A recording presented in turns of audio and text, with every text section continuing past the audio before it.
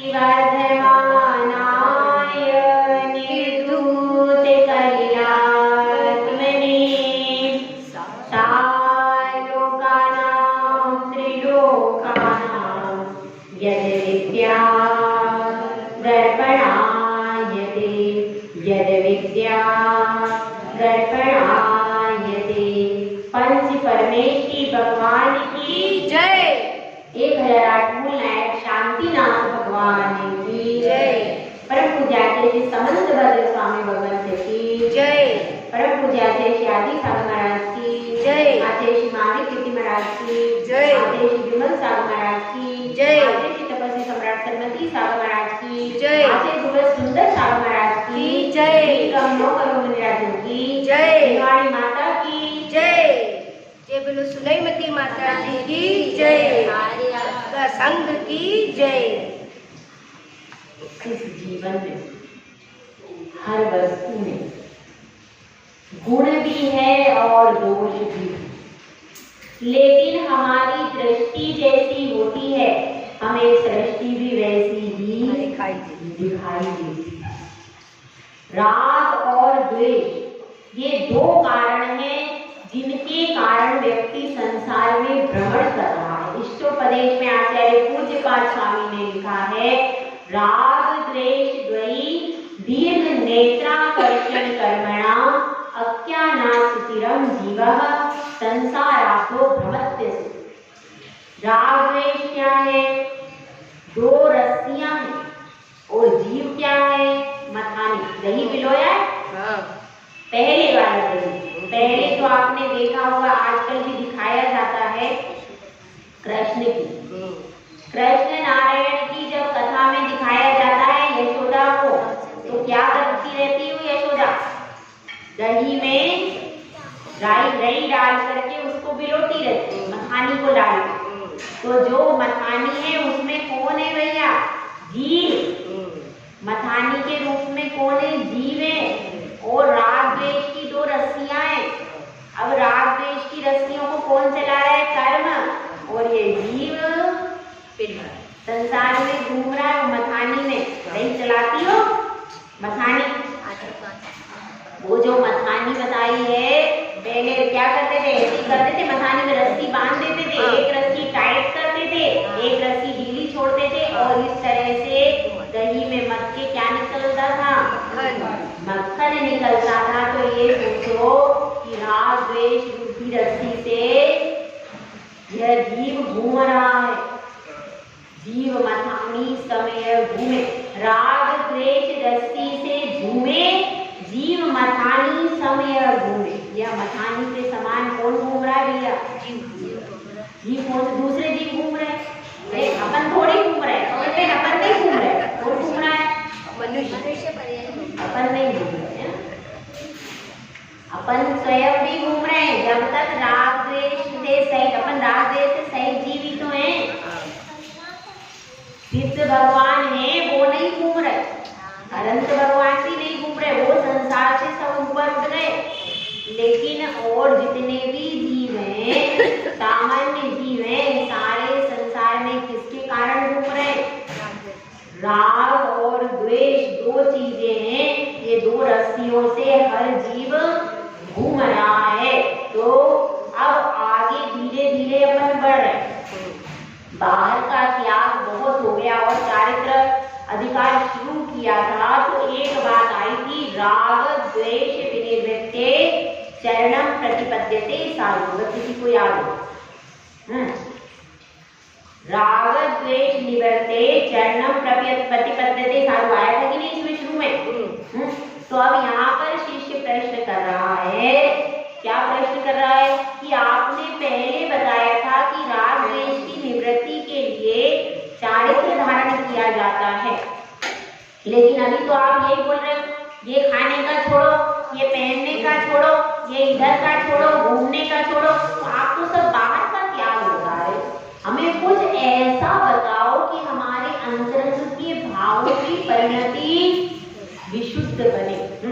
तो राग और द्वेष की प्रवृत्ति कैसी होती है, इस पर आचार्य श्री एक कथा सुना। देखिए, एक बहुत सुंदर शीश महल बना यहाँ पर भी अपने है कांच का मंदिर। ऐसा ही शीश महल बना हुआ है, जयपुर में है शीश महल। अपने यहाँ के कांच के मंदिर में अपन देखो तो चारों तरफ से दिखाई दे। ऐसा सुंदर शीश महल बना था और उसमें अब क्या हुआ, एक कुत्ता आया, कुत्ते ने प्रवेश किया। कुत्ते ने देखा इतने सारे कुत्ते, जहाँ देखो इतने सारे कुत्ते, अरे, और वह कुत्तों को देख करके उसने कहा ये सब मुझे मारने को आ रहे हैं। तो भूखने लगा जोर जोर से, गुस्से में आंखें लाल कर ली। सारे जितने प्रतिबिंब दिख रहे थे वो कैसे दिखेंगे, सारे प्रतिबिंब में कुत्तों की आंखें लाल हो गई और वो एकदम झपटने लगे, भोंकने लगे। तो अब वो क्या हो, अब वो उनको पकड़ने को दौड़े, जो सामने दिख रहे थे उनको लड़ने को दौड़ा। तो क्या हुआ, जो कांच था उसकी नुकीली सिपन से उसका सब मुंह छिल गया। बहुत देर तक वो संघर्ष करता रहा लेकिन उसको हासिल कुछ भी नहीं हुआ। तो मगर उसको क्या दिख रहा है कि भाई मेरी भी नाक घायल हुई, सामने वाले की भी नाक है, मेरे खून निकल रहा है तो सामने वाले के भी निकल रहा है। वह सोचता है वह भी लड़ रहा है, ऐसा उसको समझ में आया। फिर वो थक हार के एक तरफ बैठ गया, तो उसको लगा सब बैठ गए। तो वह फिर थोड़ी देर के बाद थक हार करके निकल आया और उसने सोचा भैया अब यहाँ पर कभी दोबारा कदम नहीं रखेंगे। ऐसा सोचकर कुत्ता चुपचाप निकल गया। अब देखिए एक दूसरा कुत्ता आया, बड़ा प्रसन्न हो रहा था। ये किसका परिणाम है, द्वेष का परिणाम। द्वेष का परिणाम हमेशा खोटा होता है। जब भी हम द्वेष करते हैं तो उसके परिणाम के कारण सामने वाले का बुरा हो अथवा न हो, अपने परिणाम खराब हो जाते हैं। और आप देख लेना द्वेष करने पर नुकसान अपने ही होगा, सामने वाले का हो या नहीं हो, उसका यदि पाप का उदय हुआ तो उसका नुकसान हुआ, नहीं तो आपका ही नुकसान होकर के रह जाएगा। तो इसलिए जैसे उस कुत्ते के साथ में हुआ कि नुकसान किसका हुआ, इसी तरह से अपने को द्वेष बुद्धि तो छोड़ ही देना चाहिए। द्वेष बुद्धि तो किसी से रखना ही नहीं चाहिए। अब देखिए अब एक दूसरा कुत्ता है, बड़ा प्रसन्न मुद्रा में आ रहा था, हंसता हंसता आ रहा था, हंसता हंसता है। अब उसने देखा अरे कितने सारे कुत्ते खुश है मेरे लिए, सब मेरे लिए खुश, खूब खुश हुआ। खूब देर तक वो कुत्तों से बातें करता रहा, खेलता रहा, उछलता रहा खूब करके। और उसको लगा मैं उछल रहा हूँ, मेरे साथ में इतने सारे मेरे दोस्त मिल गए, सब उछल रहे हैं, सब खेल रहे हैं। और खुशी खुशी क्या हुआ, वो वहां से चला गया। तो अब देखिए शीश महल वैसा का वैसा है, इसमें कोई अंतर है क्या, नहीं। लेकिन दोनों कुत्तों के मन में, एक के मन में राग था, प्रेम था, तो उसको बहुत अच्छा लगा, आराम से हंसा खेला। लेकिन दूसरे कुत्ते के मन में क्या था, तो वह क्या हुआ, दुखी हो गया। तो द्वेष बुद्धि से आप ज्यादा दुखी, राग बुद्धि को भी यदि आप संभाल लो तो आप सुखी हो सकते हो। क्योंकि राग बुद्धि में परेशानी कहाँ आती है, जब इष्ट का वियोग होता है। जब तक इष्ट का संयोग है तब तक राग में कोई प्रॉब्लम नहीं। जिस दिन इष्ट का वियोग हो जाता है उस दिन से आपकी परिणति बहुत विपरीत हो जाती है। तो राग में तो कभी कभी ऐसी विपरीत परिस्थिति आती, कब, जब इष्ट वियोग हो जाए तब आपकी राग में प्रवृत्ति। लेकिन द्वेष में तो 24 घंटे खराबी प्रवृत्ति रहती है भैया।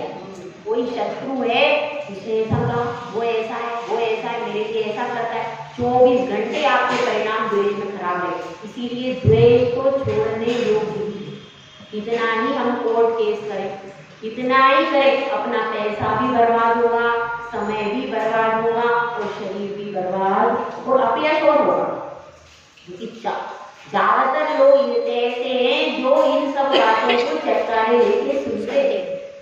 उनको कोई मतलब नहीं है कौन सच्चा है कौन झूठा है, उनको तो सिर्फ इन गॉसिप से मतलब है। तो इसलिए सबसे अच्छा ये है कि अपन को क्या करना चाहिए, द्वेष बुद्धि किसी से भी नहीं रखना। भैया जमीन का मामला है तो चल तू तो थोड़ी ज्यादा ले ले, बात खत्म।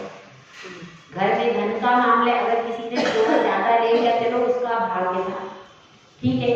लेकिन अगर अपन इसमें कोर्ट केस करते हैं या लड़ते हैं तो पूरी जिंदगी में तबाह हो जाती है और पिस जाती है।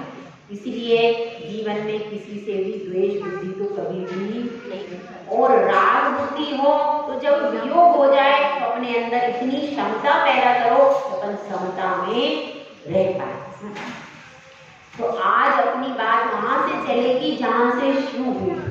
राग द्वेष निवृत्तये चरणम प्रतिपद्यते साधु। राग द्वेष की निवृत्ति के लिए क्या धारण किया जाता है? चाहे तो आज ऋषि कह रहे हैं कि भैया पहले बाहर का त्याग होता है, पहले बाहर का त्याग होता है, फिर अंतरंग की तरफ दृष्टि जाती।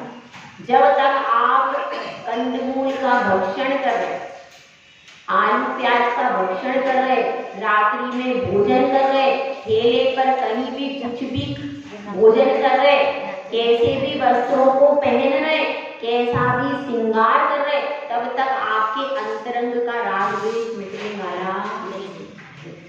बाहर की परिणति को सुधारना पड़ता है। जिस प्रकार से तपेली है, तपेली पर बहुत सारी मिट्टी लगी, अब आप उसको आपने चूल्हे पर रख दिया, अब कितनी देर लगेगी तपने में?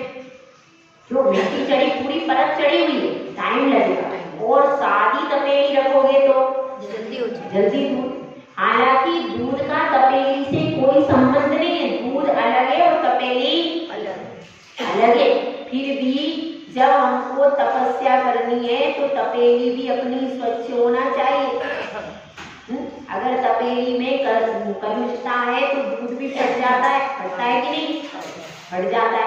और अगर तपेली पर मिट्टी की परत चढ़ी हुई है तो दूध बहुत देर से गर्म होगा, हो जाएगा गर्म, बहुत टाइम लगेगा। तो अपन तो सब मिट्टी की परत वाली तपेलियां हैं, अपनी सब गंदी तपेलियां लेके बैठा है, सबकी तपेलियां गंदी है, मिट्टी लगी हुई। तो उसमें क्या होता है, अगर दूध डालते हैं तो दूध विकृत हो जाता है, हमारा आत्मा रूपी ज्ञान धन उसमें मिक्स हो रहा था। तो अशुद्ध ही ज्ञान है, जो विपरीत प्रवृत्ति विभाव ज्ञान है, उसी का हमको संयोग हो रहा है। अब इसमें आगे बढ़ते हैं और जैसा शिष्य ने प्रश्न किया है वैसा ही आचार्य श्री उत्तर दे कि तुमने कहा है भाई कि राग द्वेष की निवृत्ति कैसे होगी? भाई अब मुनि बनने की शिक्षा दे रहे हैं। और मुनि कितनी बार सामायिक करते भैया? 3 बार। 3 बार। श्रावक कितनी बार करते हैं? 2 बार। एक बार भी सब करते हैं क्या श्रावक? एक बार। क्यों? श्रावक को भी कम से कम एक बार सामायिक करना चाहिए। आप लोग सोचते हो हम बिल्कुल छूट जाए, महाराज को 3 बार कंपलसरी करना ही चाहिए। अगर वो सामायिक नहीं करे तो महाराज नहीं है। लेकिन हम कुछ भी करें, होटल में खाएं, बाहर खाएं, कहीं भी जाए, श्रावक का कोई नियम नहीं, ऐसा नहीं है। श्रावक को भी कम से कम एक बार, ज्यादा नहीं तो 24 मिनट की सामायिक करना चाहिए। सामान्य श्रावक की बात हो रही, प्रतिमा धारी की तो बात अलग है, उसको तो 48 मिनट की करनी पड़ती है। सामान्य श्रावक को कम से कम 24 मिनट तो भगवान के पास बैठना ही चाहिए। और बैठ करके कम से कम अपनी आत्मा का चिंतन करो, भले आप जाप करो, कुछ ना कुछ तो करो। 24 मिनट के लिए भगवान का में परमात्मा का चिंतन जरूर करना चाहिए। ये अभ्यास देखो, आप पूरे प्रति समय पापों में रहते हो, यदि आप थोड़ा सा भी परमात्मा का चिंतन नहीं करोगे तो कैसे आगे कल्याण होगा? तो इसलिए यहाँ पर बता रहे कि अब तपेली पर से थोड़ी थोड़ी मिट्टी हट गई। हाँ तो सुनिए, तपेली पर से मिट्टी हट गई, तो अब तपेली पर से थोड़ी थोड़ी मिट्टी हट गई है। तो अब शिष्य कह रहा है मुझे कुछ ऐसा बताओ कि मेरा अंतरंग निर्मल हो जाए। अब अपन इसमें देखते हैं, आगे आचार्य श्री बता रहे हैं कि देखो मैंने पहले शिक्षाव्रत का स्वरूप बताया। पहला शिक्षाव्रत कौन सा था? देशावकाश। अब तुम्हें ऐसे शिक्षाव्रत का स्वरूप बताऊंगा कि जिसके अवलंबन से तुम ध्यान करना सीख जाओगे, एक स्थान पर स्थिर होकर बैठना सीख जाओगे और फिर उसी के बल पर यह ऐसा शिक्षाव्रत है, इस शिक्षाव्रत के दीर्घकालीन अभ्यास से आप सिद्ध बन सकते हैं। इसमें इतनी कैपेसिटी है। ठीक है, अपन उस शिक्षाव्रत के बारे में पढ़ते हैं। आसमय मुक्ति मुक्तम पंचाघानाम अशेष भावेन सर्वत्र च सामयिकं नाम शंसन्ति। इसमें कहा गया है आसमय मुक्ति मुक्तम। पहले क्या कहा? सामायिक। किसने कही है? गणधर देवों ने। सामायिका, सामायिका मतलब जो सामायिक को धारण करने वाले हैं, जो हर समय समता में रहते, वो कौन है? गणधर देव। वैसे गणधर देव जो है अशेष भावेन, अशेष भावेन मतलब मन वचन काय कृतकारित अनुमोदना से सर्वत्र, सर्वत्र मतलब सब जगह, आसमय मुक्ति मुक्तम, सामायिक के लिए निश्चित समय तक, आसमय मुक्ति मुक्तम मतलब निश्चित काल तक एक स्थान पर बैठकर सामायिक की जाती है। ऐसा नहीं है यहाँ सामायिक को बैठे, फिर उधर से ले गए, फिर उधर से माला ले ली, फिर इधर से किताब ले ली और जगह जगह घूम रहे हैं। भाई क्या हो रहा है? सामायिक कर रहे हैं? नहीं, ऐसा होता है? ऐसा नहीं होता। भले आप अल्प समय की करो, पर उस समय बिल्कुल बाहर से उपयोग हटा दो, पूरी तरीके से अपना उपयोग भगवान में लगाओ, तो आपकी सही स्थिति की सामायिक कही जाएगी। यही लिखा गया है इसमें। आसमय मुक्ति मुक्तम पंचाघानाम मशेष भावे, और 5 पापों का मन वचन काय कृतकारित अनुमोदना से त्याग करें। अशेष यानी संपूर्ण, संपूर्ण 5 पापों का उसका त्याग हो जाता है, उसको कहते हैं सामायिक। समझ में आया? सामायिक किसको कहते हैं? सबसे पहली चीज क्या है? 5 पापों का पूरा त्याग होना चाहिए। मन वचन काय कृतकारित अनुमोदना से कहीं भी 5 पापों का अंश भी नहीं होना चाहिए आपके लिए। कोई इशारा नहीं, कोई बात नहीं, किसी भी निमित्त से 5 पाप नहीं लगना चाहिए। तो अब इसमें बता रहे हैं और कुछ समय निर्धारित करते हैं। वो कैसे करते हैं इसको भी आगे आचार्य परमेष्ठी बतला रहे। पहले अपन इसको समझ लें, सामायिक वास्तव में किस चीज को कहते हैं। सामायिक का पहली कंडीशन है 5 पापों का त्याग होना चाहिए। जो भी जब भी आप बैठोगे सामायिक में, पहली कंडीशन क्या है? 5 पाप। तो सबसे पहले बैठ करके 4 दिशा में आपने वंदना की, बोलो मेरा सप्त व्यसन का त्याग है, 5 पापों का त्याग। जब तक मैं इस स्थान पर बैठा हूँ, मेरा 5 पापों का त्याग। कोई भी 5 पाप में से एक भी पाप में नहीं करूँगा। तो क्यों? आपके कौन सा पाप लगता है? तो आप लोगों का 2 पाप तो आपको लगते ही है हिंसा में, एक उद्योगी हिंसा और एक आरंभी हिंसा। संकल्प ही नहीं करते, पर अब आप भोजन बनाओगे, अग्नि जलाओगे, हिंसा तो हुई कि नहीं? हो रही है। पंचसूना पाप वाली हिंसा आप करते हो, और वो अपने फैक्ट्री में जा रहे हैं, बिजनेस में जा रहे हैं, तो उनका भी तो हिंसा हो रही है। तो आप आरंभी और उद्योगी तो करते ही रहते हो। एक विरोधी हिंसा कभी कभी होती है, कोई घर पे लड़ने को आ जाए तो उसके द्वारा अपनी जो हिंसा होती है वो कौन सी हिंसा हो गई? विरोधी हिंसा। विरोधी हिंसा तो वो भी कभी कभी होती है। कोई घर पे अपने को मारने को आ गया या कोई फेरने को आया तो वो विरोधी होगी। और संकल्पिका तो अपना त्याग ही। 3 हिंसा में 2 हिंसा आपकी चालू ही रहती है। आप घर में गए, तुरंत क्या कर दिया? तुरंत अग्नि जला ली, या फिर कपड़े धोने लगे, या फिर बर्तन करने लगे। हिंसा हो रही है कि नहीं? तुरंत आप घर में प्रवेश करने के बाद तुरंत ही चालू हो जाती है तुम्हारी। हाँ ठीक है, तुरंत ही घर में प्रवेश किया। अब क्या करना है? इच्छा हो जाती है अभी पानी पी लूं, फिर पानी छानना चालू हो गया, चालू हो गया। उसके बाद क्या? चूल्हे पर पल्ले चढ़ा दिया, तो तैयारी हो जाती। इस तरह से वो लोग भी जाते हैं तो तुरंत उसका व्यापार का बेचने का काम करना होता है, या फैक्ट्री में कुछ काम कर रहे हैं तुरंत मशीन चालू कर दी, तुरंत चालू हो जाती है सारी चीजें। तो इसके कारण आपको आरंभी और उद्योगी से घर में जाने के बाद और वो फैक्ट्री या दुकान में जाने के बाद उससे बच नहीं सकते, वो तो चालू ही रहेगा। एकमात्र जब आप मंदिर में आओगे तो इसलिए कह दो कि मेरा 5 पापों का त्याग। जैसे ही मंदिर में आओ मेरा 5 पापों का पूरा त्याग है। जब तक हम मंदिर में बैठेंगे तब तक 5 पाप नहीं करेंगे।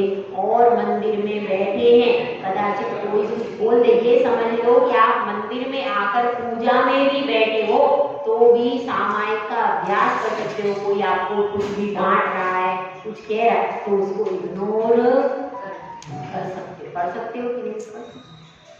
इस समय कम से कम आप मंदिर में आओ तब सोच लो भैया मेरे लिए 5 पापों को छोड़ने का ये एक ही स्थान है। कर्मों की निर्जरा करने के लिए आपके पास एक ही स्थान है, बस कौन सा?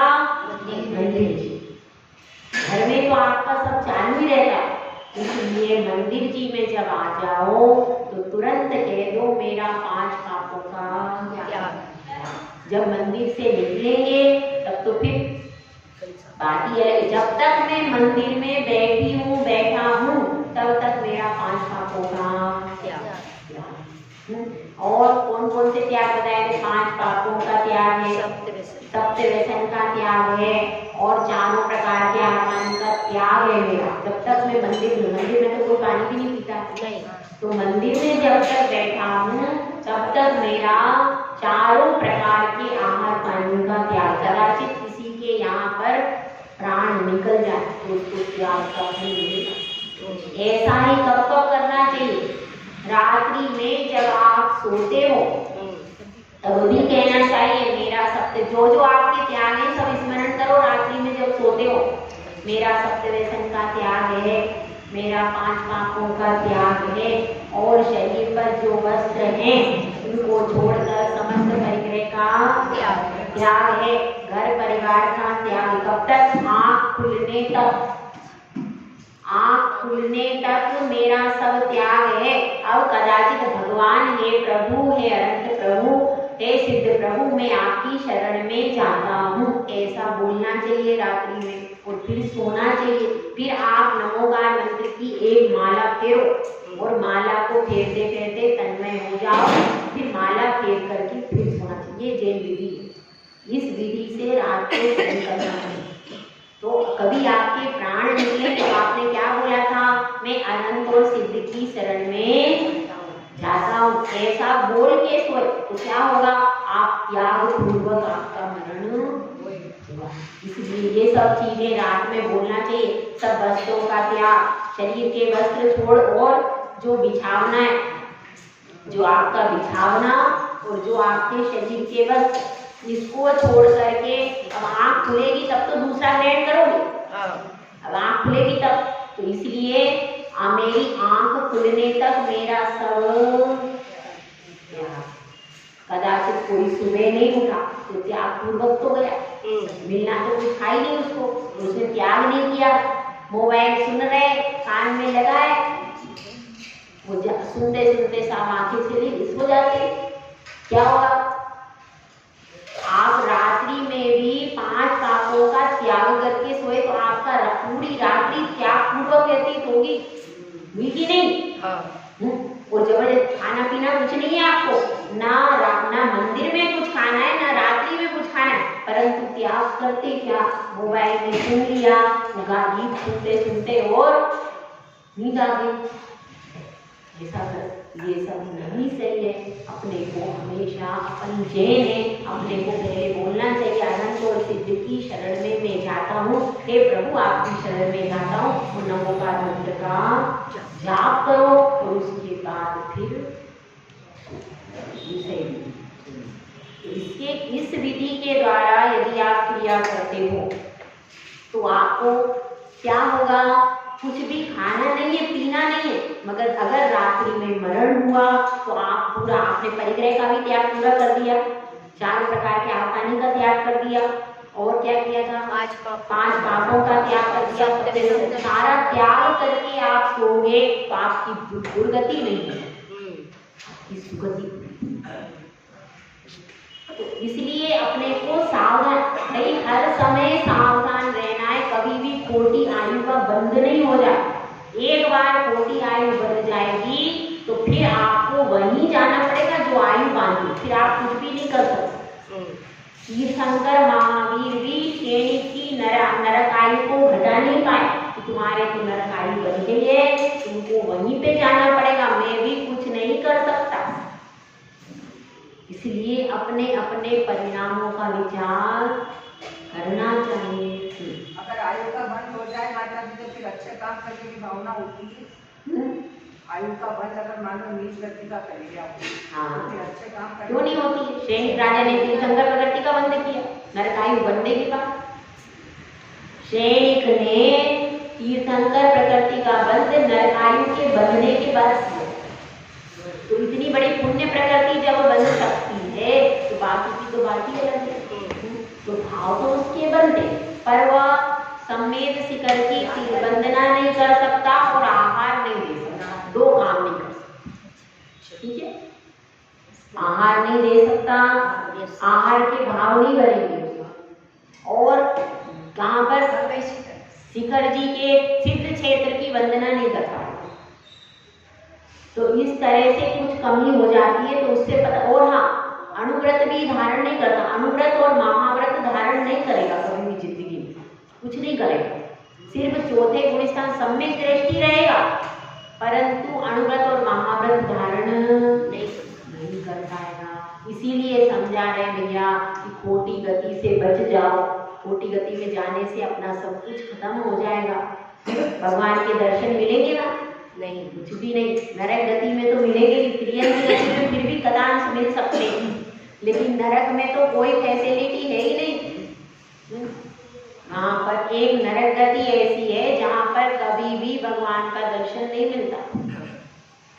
बाकी त्रियंसी में भी मिल जाते हैं, देव में तो मिलते ही मिलते हैं, और मनुष्य में भी मिलते हैं। एक गति ही ऐसी है कि जहाँ पर कभी भी दर्शन नहीं होते। तो 33 सागर तक पड़े रहो, अब इतने काल तक वो श्रेणी है वहां पर, तो भी क्या होगा? कितने आई वो श्रेणी राजा की? 10,000 कितनी है? 84,000 वर्ष की आयु है। तो उतने काल तक वो वहां पर है, लेकिन उसके बाद भी वो एक बार भी दर्शन नहीं कर पा रहा। ये परिस्थिति। 33 सागर कोई 7वें नरक में गया, 33 सागर की आयु तक दर्शन नहीं होंगे, कोई चांस नहीं है। और वहां से देव गति वाला तो मनुष्य गति में आ सकता है, कि नहीं? मनुष्य गति वाला देव गति में जा सकता है क्या? नहीं जा सकता। मनुष्य गति वाला मर के जा सकता है, जिंदा नहीं जा सकता। बस देव तो जिंदा आ सकते हैं मनुष्य गति में, देव तो मनुष्य गति वालों के पास भी आ सकते हैं, नरक गति वालों के पास भी तीसरे नरक तक जा सकते हैं देव, और व्यंतर भी यहाँ आ सकते हैं। लेकिन मनुष्य मानसोत्तर पर्वत का उल्लंघन नहीं कर सकता।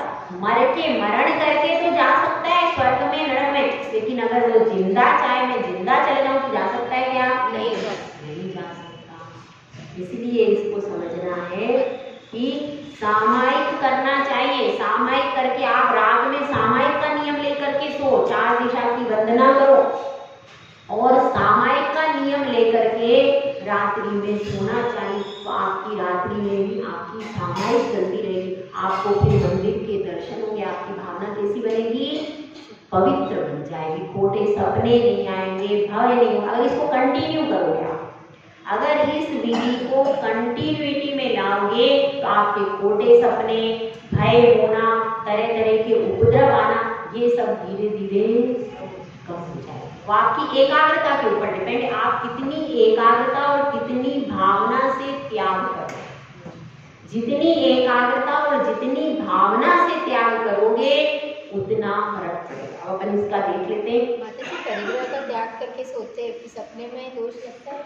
कम से कम आपने बुद्धिपूर्वक तो त्याग कर दिया। सपना क्या है? सपना वास्तविकता थोड़ी है, वो तो आपके मन के विकार है। तो आपने बुद्धिपूर्वक तो त्याग कर दिया। अब उसके बाद अगर यदि परिग्रह का सपने में कुछ दिख रहा है तो वो मात्र स्वप्न है, असलियत नहीं है। क्या है? स्वप्न। तो इसलिए उस स्वप्न का आपको दोष नहीं लगेगा और आप बुद्धिपूर्वक त्याग करके सोए हो।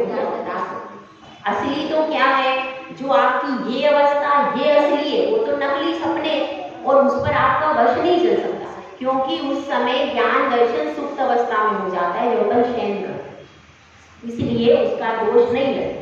ठीक है, अब देखिए समय शब्द की व्युत्पत्ति बता रहे हैं कि किस प्रकार से समय को मर्यादित किया जाता था। पहले की बात, मूर्धरूप मुष्टिवासो मुष्टिवासु बंधन पर्यंक बंधनम चापी बंधनम पर्यंक बंधनम चापि स्थानमुपवेशनं वा स्थानमुपवेशनं वा सम्यक् जानन्ति सम्यज्ञः। सम्यक् जानन्ति सम्यज्ञः। इसमें बताया गया है पहले जो पुरुष होते थे, पहले घड़ियां नहीं होती थी, तो उस प्रकार से पहले के जो पुरुष होते थे वो किस प्रकार से किया करते थे। पहले बताया मूर्ध रूप। मूर्ध रूप जो है वो मूर्ध रूप मतलब क्या है? मूर्ध रूप मुष्टिवासु। मूर्ध रूप मतलब केश रूपी बंधन। केश मतलब बाल। बालों की चोटी बांध ली, बाल की चोटी उसने बांध ली और ऐसा नियम कर लिया जब तक ये चोटी नहीं खुलेगी। एक गांठ बांधी है सिर्फ चोटी। कितनी बांधी? एक गांठ उसमें बांधी है और ये नियम कर लिया जब तक यह चोटी नहीं खुलेगी तब तक मैं सामायिक करूंगा। ऐसा नियम कर सकते हो। अथवा किसी ने 2 गांठ बांधी है या कोई भी नियम कर लिया, कब तक का नियम है? जब तक चोटी नहीं खुलेगी तब तक का नियम है। पहले चोटियां गूंथी जाती है। हाँ। और आप देखो, अगर आपने चोटी गूंथी है लंबी, हाँ। लंबी चोटी गूंथ ली और रबर नहीं लगाया, हाँ। तो उसको खुलने में कम से कम 5 से 10 मिनट भी लग सकते हैं और ज़्यादा भी लग सकता है। वो पहले वो पुरुष भी क्या करते थे, यहाँ पर ऐसी चोटी रखते थे। आज भी ब्राह्मण कहीं कहीं रखते, बीच में चोटी रखते। तो वह चोटी में यदि आपने बांध लिया, गांठ बांध ली, तो वह गांठ कब तक बंधी रहेगी? खुल जाती होगी कुछ समय बाद। उसका टाइम होता होगा 5 मिनट 10 मिनट या तो ज़्यादा हिलेंगे डुलेंगे वो ऐसे भी उसके ऊपर भी है। हिलने डुलने पे भी अगर आपने जैसी चोटी बांधी है और उसमें हिलो डुलो नहीं तो रहेगी, और अगर आप ज़्यादा से हिलाओगे तो क्या होगा? जल्दी खुल जाएगी आपके ऊपर। तो इस तरह से वह चोटी अथवा वो गांठ बांध करके बालों में और समय का निर्धारण करते, जितनी देर तक मेरी चोटी बांधी है वह जब तक नहीं खुलती तब तक मेरी क्या है? सामायिक। और क्या दूसरी चीज बताइए? केश बंद, मुट्ठी बंद, मुट्ठी बांध के रखी। जब तक मुझ में कैपेसिटी है मुट्ठी बांध के रखी है, जब तक ये मुट्ठी बंध सकती है इजीली, तब तक मेरी सामायिक है। मुट्ठी की कैपेसिटी कितनी देर बांध के रख सकते हैं? 5-10 मिनट। हाँ, 5-10 मिनट, तो तब तक की उसकी सामायिक है। जब मुट्ठी खुल गई या जितनी वो बांध के रख सकता है, जब मुट्ठी उसकी खुल गई तो क्या हो गया? तब तक। ये अभ्यास रूप से मतलब श्रावक शुरुआत कर रहा है, तो शुरुआत के समय में वो इस तरह से समय का निर्धारण कर रहा है। और पहले की बात है, ये एक है कि 5 मिनट या 10 मिनट का भी, तो 5-10 मिनट तो वो टिक करके बैठा है एक जगह पर। नया श्रावक है जिसको कि अभी अभ्यास नहीं, उसकी बात यहाँ पर चली। और पहले घड़ियां भी नहीं होती थी, तो उस समय की भी बात है, उस समय का निर्धारण करते थे। और क्या करते? वस्त्र बंध, वस्त्र में एक गांठ बांध ली पल्ले में, और जब तक यह गांठ नहीं खुलेगी तब तक की मेरी सामायिक है। वस्त्र बंध, ठीक है, समझ में आया? पहली विधि क्या बताई थी? केश बंध। दूसरी बताई स्वस्थ हो सके। उसके बाद बताया है, हाँ ये तीन ही बताया। इस प्रकार से काल का निर्धारण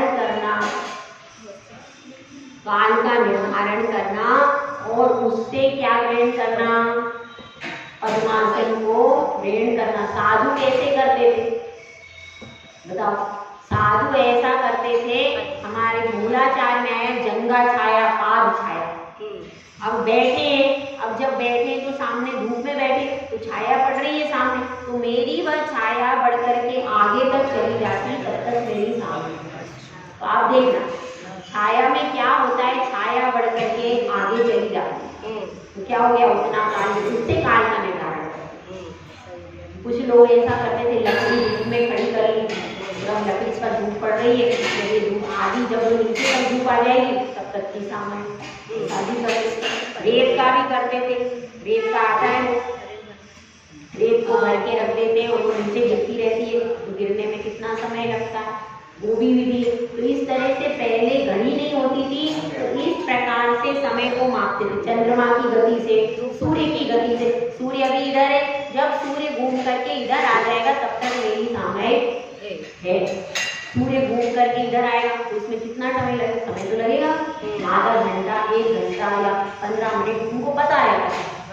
चंद्रमा की गति से भी सामयिक होती थी, चंद्रमा यहाँ से घूम करके यहाँ आ रहा है और तारे का उदय होना, इस तरह से चंद्रमा, सूर्य, तारे, इनकी नक्षत्र की स्थिति से, इस तरह से उनकी स्थिति देख करके उससे काल का निर्धारण किया जाता है और उससे सामयिक की जाती है। तो ठीक है, अभी सामयिक में बहुत कुछ है और ये मुझको आपको सिखाना है।